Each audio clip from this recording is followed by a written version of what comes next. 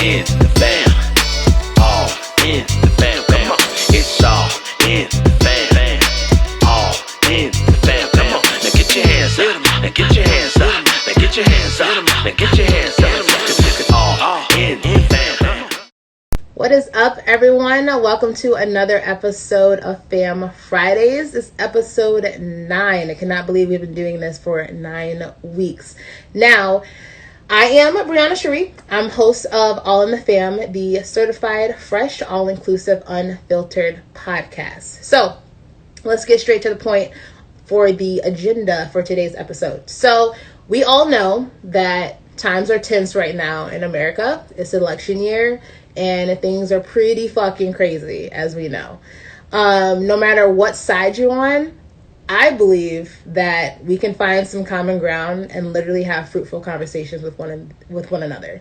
You know, in this country, the media on the left, the media on the right, they can be pretty Jesus Christ, they can be pretty divisive. And I want to, being part of the media myself, using my platform, I want to stop that trend. I want to have people of all backgrounds, all beliefs on this podcast. So today's episode will be about politics. Now, it's not going to be any arguing, any, backlash, any hateful comments going on in this episode at all. I'm not for it. I don't have the energy for that. Instead, I just want to have a relaxing conversation with somebody who has a little bit different views than me, and I want to pick her brain about it. And that person just happens to be one of my good friends. I know every guest is a good friend, but this girl was a sister from another mister in high school, and she's one of those friends where I don't have to talk to her every day, but when we do, it's like no time has passed.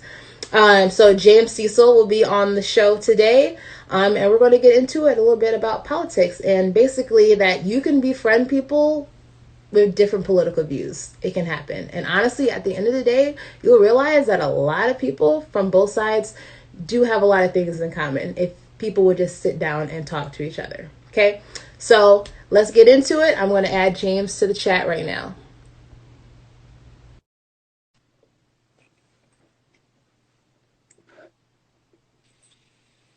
What's Hello. up? How are you? I'm good. How are you?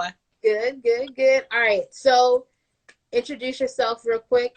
If you have 2 fun facts, I know I'm putting you on the spot. Share those fun facts. All right. Hi, guys. My name's James Cecil.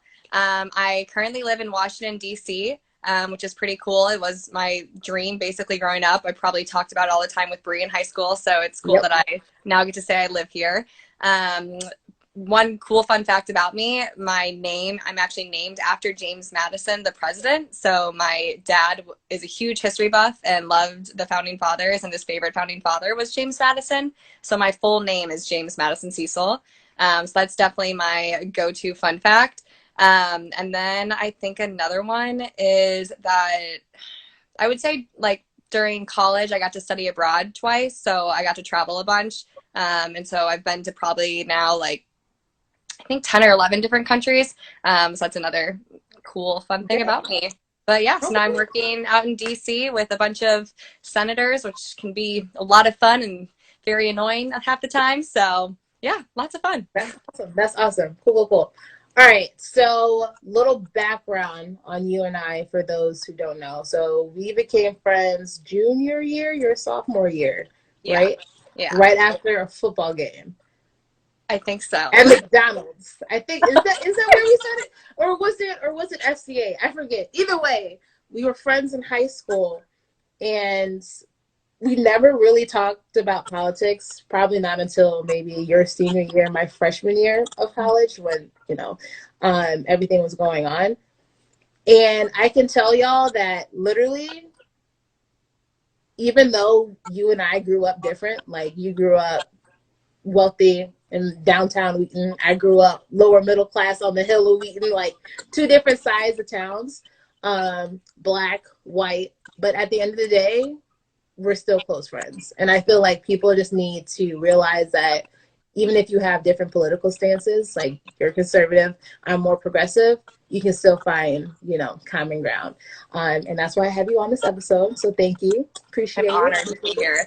We literally discussed doing this, I think, drunkenly at a bonfire at my Yeah. house this summer. So I'm very excited that this actually like came to be. So Yep. I'm looking forward to it. You know what? I think that's good that you say that, because if everybody would just sit down and drink a beer, maybe we can all get along. So, Exactly.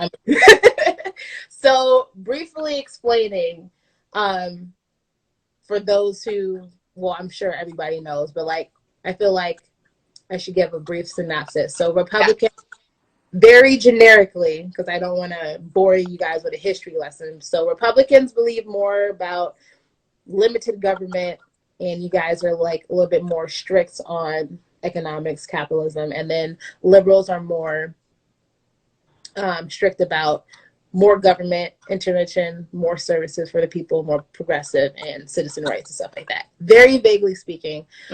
Those of you guys watching, definitely use your resources. YouTube is a great resource. There is a channel called Illustrate to Educate. If you guys want to watch that, there's also PragerU. They have a lot of informational videos for you guys to watch that. We're not going to bore you with a history lesson. We're just going to get into it. So, James, I know you are conservative and you work for the Senate, right? With Republicans, correct?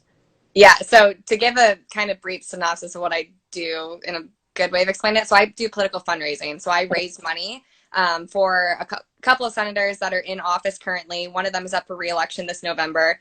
One of them was just elected in 2018. I was actually on his campaign, so I kind of followed him out here. But yeah, so I raise money for them within the community here in DC, and also from people nationally. So that money goes to helping their campaigns, so that they can have like commercials on TV or send out pamphlets to their constituents and just kind of keep people informed on what their stance is and why they should be reelected. So, Olivia Pope. I'm okay. So Bree always said up that She's a white Olivia Pope, which I always say is my favorite compliment ever that I've ever gotten, because I'm obsessed with Olivia Pope and was obsessed with Scandal. But I'm not as cool as Olivia Pope. I will not claim that right now. And I believe she was a lawyer, and I'm not a lawyer in any means, but she had a little bit more of her, I would say, hand in the cookie jar than I do currently. The goal is to get to Olivia Pope she was status. the president. Yeah, so I mean, that's not the goal. You cannot say that, Brie. But the goal is to have a little bit more of those connections, I guess, when I get to the Olivia Pope's stage of my career. So, but I still take that compliment. So Got you. I appreciate it always. So, so talk about conservatism. Because, you know, as young adults, we make that decision what political party we want to choose and align ourselves with. So what are some like misconceptions about being conservative Republican, and what's your stance on being conservative Republican? So the way I describe myself, anytime anyone asks, and it's been like this probably for the last 5 or 6, maybe going on 7 years, I would say. Actually, at Wheaton North, I probably was more liberal than conservative. And then when I got to college, or the end of my time in high school, going into college, that's when I kind of became more conservative. But I always say that I'm fiscally conservative and socially liberal. So what that means is how you described Republicans. That's basically why I choose to be a Republican, is because I agree with their stance on like how the country should be run financially, basically. But on the social side of things, obviously, as a millennial, I think I never know which one I'm part of, because everyone has a different answer. Right. But as a millennial, I obviously grew up like with gay marriage being legal and around many different races and many different people, and so because of that, I think agree more on the like liberally social side of things. So that's kind of how I split myself, and I would say I'm a moderate Republican in a way, but I tend to not put myself in that pool. I'm kind of just floating between the two. Okay, got you. Okay, so then I see, and then I would never know that if we didn't have this conversation, because I was assuming that just because like you work with Republicans, and I thought you were a Republican, but Well, I'm the same way. Like yeah, I'm way more progressive socially on social issues, and then when it comes to economics, capitalism, or when it comes into money, I lean more conservative. So I would say I'm more moderate, leaning liberal, but also floating around because yeah, honestly, we're still young, we're still learning. We have to like do the research ourselves on what stances do we want to be a part of and stuff like that. And I feel like a lot of people in our generation, a lot of things is just being fed to them and they're not doing the research themselves on both sides. Um, so yeah. So what would you say is like a huge misconception though with conservatism? the biggest thing, so within college, I actually became the president of college Republicans at my university during my time there, and then became chairwoman for the state of college Republicans. So you're And not Olivia Pope. Okay. All right. but one of the biggest things that when I ever like gave interviews during those times or talked to people about being like the president of college Republicans, I think people were shocked because I was a woman. And I think a lot of times people just like assume that Republicans hate women, or if you're a woman, you cannot be a Republican. And that's obviously not the case because there's a lot of strong Republican women leaders out there. But then also there's a lot of people like me that are out there that are young women conservatives. So I think that's one of the biggest things that I've recognized and seen during my time is, I don't want to say like coming out as a conservative, but at Butler, like there was a couple of years that I was in political science classes, so everyone in my poli-sci classes knew what side of the aisle I was on, but socially or around campus, it wasn't the case. And then when I became higher up within college Republicans, it was obviously more well known, and people were shocked. Like they couldn't believe that I was conservative or that I was a Republican. And I think with that too is because everyone assumes that Republicans are racist and homophobic, and I'm happy to say that's not who I am, and that's You not would not be friends with me if I you know. were either of those. I was like, here's a perfect example of that that's not the case. True. And That's I so want the funny. best, like I want the best socially for everyone's life, as I'm for all the rights that I'm given, I want them also given to you, to anyone who's of a different race or who loves differently than I do. And so I think that's one big misconception, that you have to choose, you have to be full on Republican, you have to be full on a Democrat. And Mm-hmm. like you were just saying, you would have never guessed that I lean more socially liberal because I just say Republican, and a lot of times people just hear one thing. Right. So, and again, the case on both sides, because a lot of times the media is what's telling you that. Mm-hmm. Exactly. It's kind of ironic because I do think that there is a problem on college campuses, and I'm only saying this because we were both college educated, that in the classroom, the dialogue does lean liberal and left a lot. And if anybody is conservative or Republican, they have to keep that a secret. It's like, damn, let's get that sucked. That just goes to show how our country is so polarized. And not saying that there are some things that I disagree with Republicans and conservatives, but I'm not going to be the person to be like, oh my God, I can't be your friend because you believe that, or I'm going to hate you because you believe that. I feel like if we do have freedom of speech in this country, then yeah, you should say what you need to say, do it in a respectful manner. But I feel like it just sucks that I do have conservative friends who can't talk about their opinions and their views because they're going to be labeled as racist, homophobic, and all this and all that when they're actually not at all. And it just sucks how this country is so polarizing. It's kind of like gay people coming out. Like they have to hide themselves being gay and they come out. It's like, oh my God, I had no idea. It's like people come out as conservatives, like, oh my God, I had no idea. I was like, why is it like that? It shouldn't be like that, you know? And again, that's why we're having this conversation. So what do you think?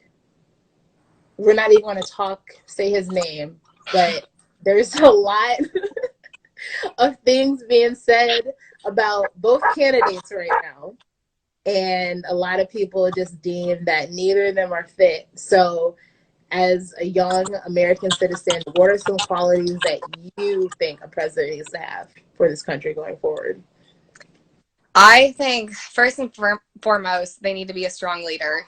Like to be president of the United States, you need to be able to bring the communities and the citizens together and kind of lead us as a whole, no matter what party you are a part of. And that is one thing, like, shout out to President Obama, that I think he was phenomenal at, was he knew how to bring the country together in a lot of difficult times. And just getting on TV or speaking about something, like, it almost gave a calming like factor to what was happening in the world. And while I don't agree with a lot of the policies that happened during that administration, I think as a leader as a whole, he was phenomenal. And so, not obviously mentioning names now, but I think our current leader struggles a little bit with that, especially with what has been going on recently with coronavirus. Yeah.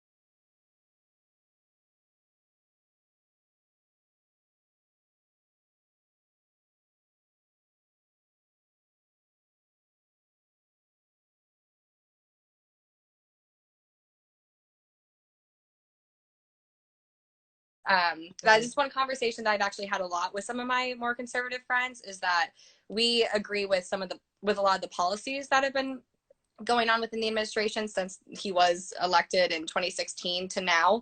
And obviously the economy is doing phenomenal. And even just recently, or I think either today or yesterday, there was news releases of more jobs being added during this time, which is great news.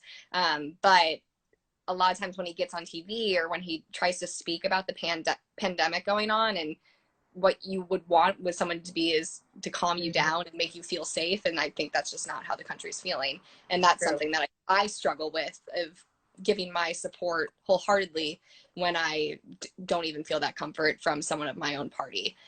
Gotcha. Now, with that being said, with his opponent, I don't know if I would feel that comfort with him either. And so that's where I'm struggling going into this election cycle, as I kind of did in 2016 as well, is I'm at that kind of fork in the road again, of there's great qualities and great things about both of them in my eyes. And it's going to be probably a game, or close to a game day decision for me again on election day. Right. A lot of factors being played in. Right.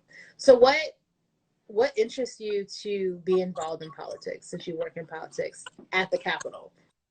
I think the biggest thing was my name, to be honest, because it made me. You have to live up to the legacy. I'm gonna try to. No, but I think history just became one of my favorite subjects growing up, and so I really kind of dived deep into the history books and really cared about what was being taught to us about what the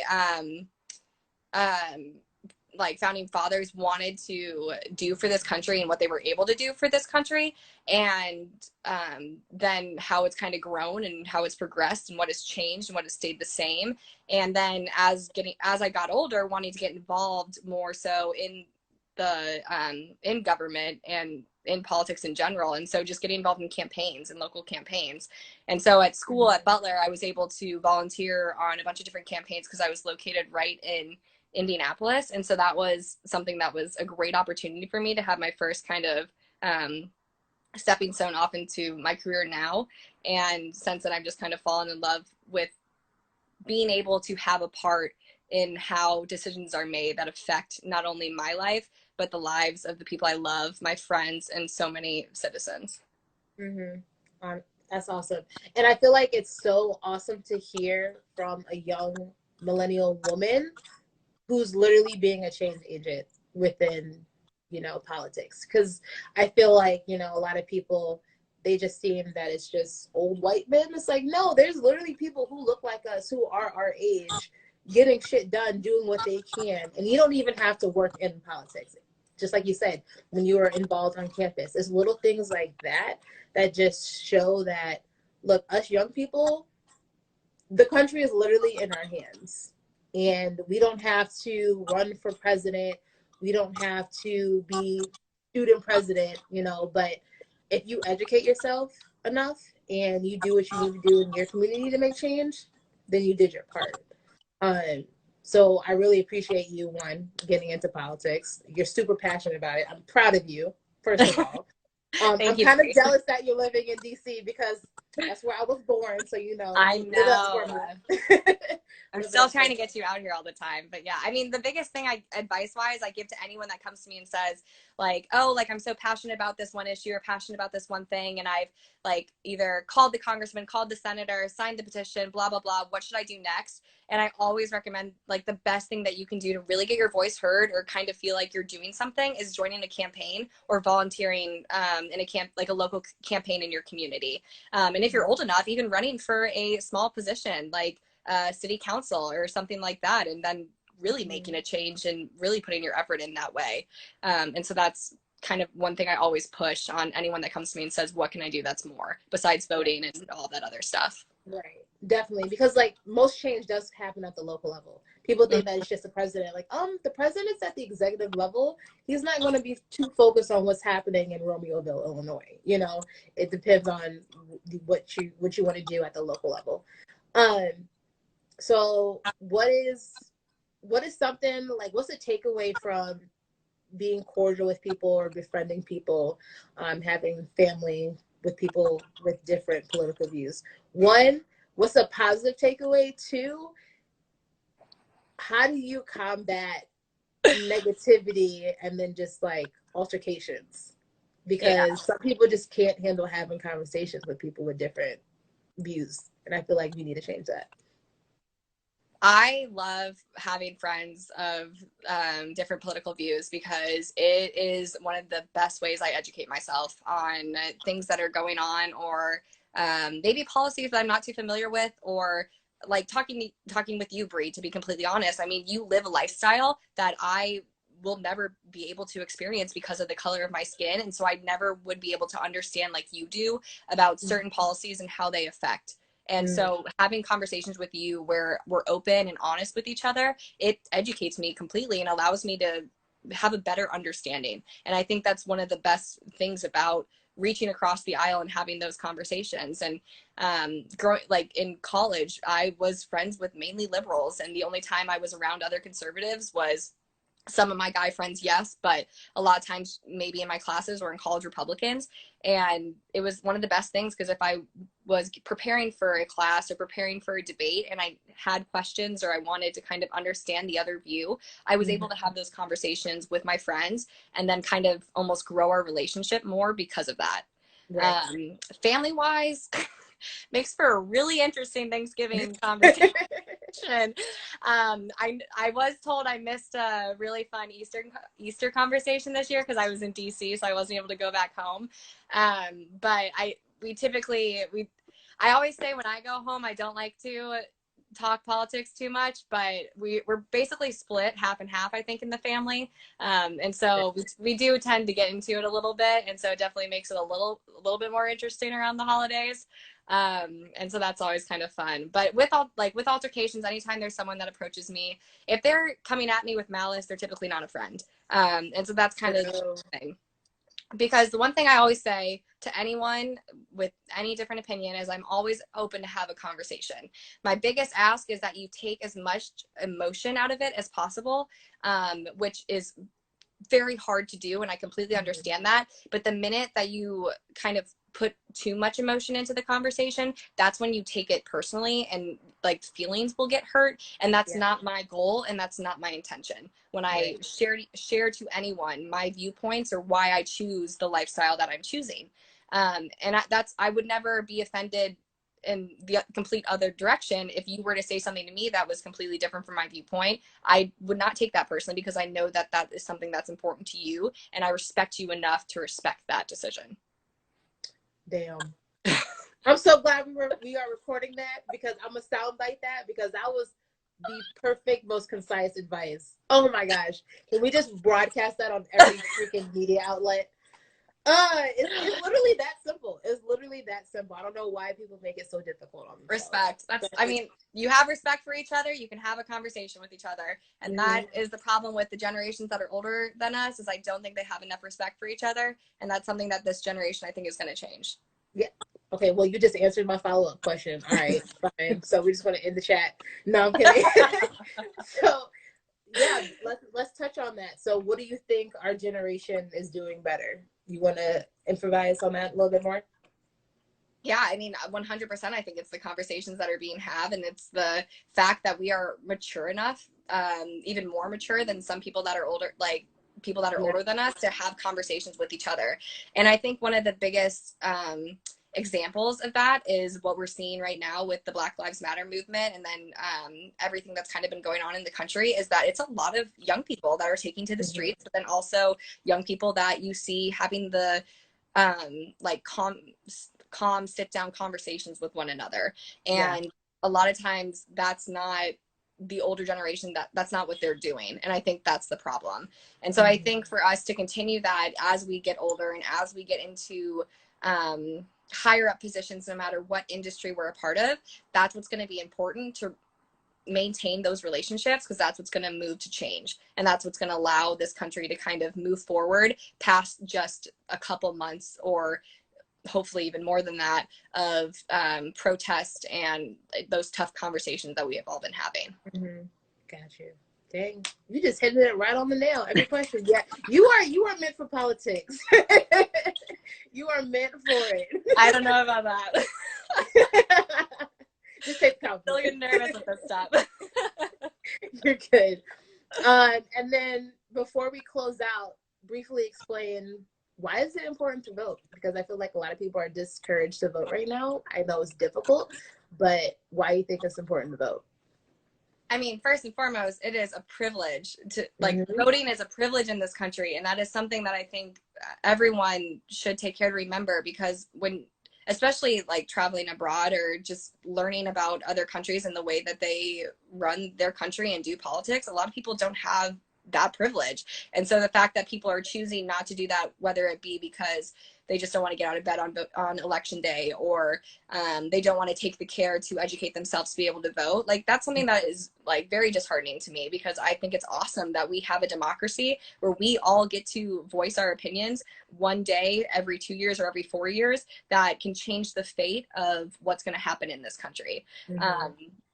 So that's why I think it's obviously very important to vote, but also because it does affect what happens. And I think one thing that people forget is it's not every 4 years, it's every 2 years. There are other elections going on. There is governor election, there's mayoral elections, there's Congress, like members of Congress being elected, senators, and all of that. And that's one thing I always like to remind people too. And that's one thing obviously that's important to me, because working for senators and also working on races of members of Congress and helping out with mayoral races and races of governors, is that those races are as important as the president, and sometimes even more so, because your voice can sometimes be heard more by your member of Congress than it will ever be heard by the president. Yep. And that's why people claim exactly. And that's why people claim, call your congressman, call them, because I know they will get the word out.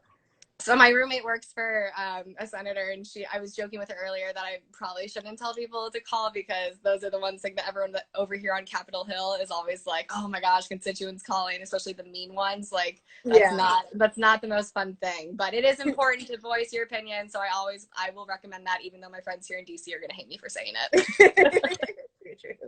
They can come later. All right, James, unfortunately we do have to close, but I just want to say thank you so much. You just gave a whole lot of insight. I learned from this conversation. I hope those of you watching learned a lot. But other than that, thank you, sis. Appreciate you. Thank you for having me, Brie. I really enjoyed this. I'm glad that we got to record kind of one of our typical conversations that we get to have. So this was I don't think we want to record our actual conversation. I know. Especially around the bonfire. Nope. But we'll do that later this summer. Well, I'm very proud of you. I love All in the Fam. It's awesome. You. Very proud of you. So keep doing your thing. Appreciate it, friend. All right. I'll talk to you later, girl. Bye. All right. So I just wrapped up episode 9 of Fam Fridays. I spoke with my good friend, James Cecil. We've been friends since high school, or early years in high school. So basically, quick synopsis for those of you guys just joining late. We talked about the importance of being cordial with people who have different political views. Just because you're across the aisle does not mean that you can't find common ground and be respectful towards each other.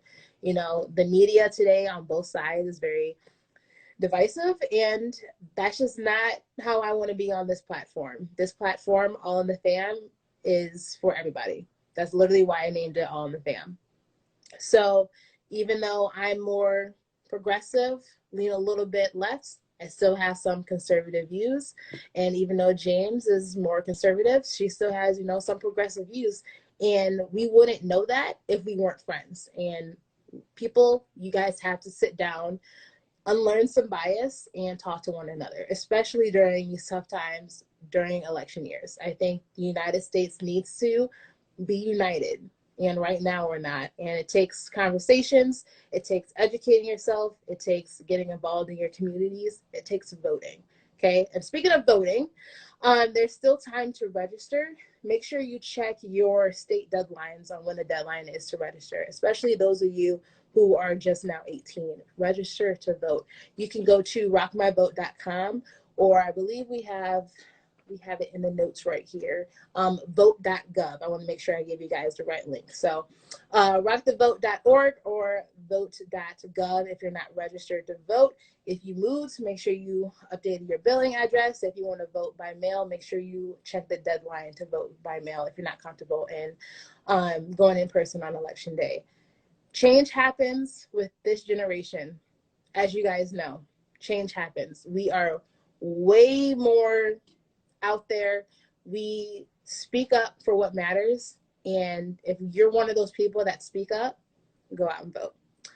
Other than that, I am Brianna Cherie, host of All in the Fam, the certified, fresh, all-inclusive, unfiltered podcast. Make sure you follow us on YouTube and subscribe. We're trying to reach 1,000 subscribers, and we need your guys' help. So make sure you go subscribe. There is a link in the bio. And then follow us on Spotify and Apple Podcasts. A link to those profiles is in our profile as well. I'm tired. I'm going to bed. I'm signing off. Go vote.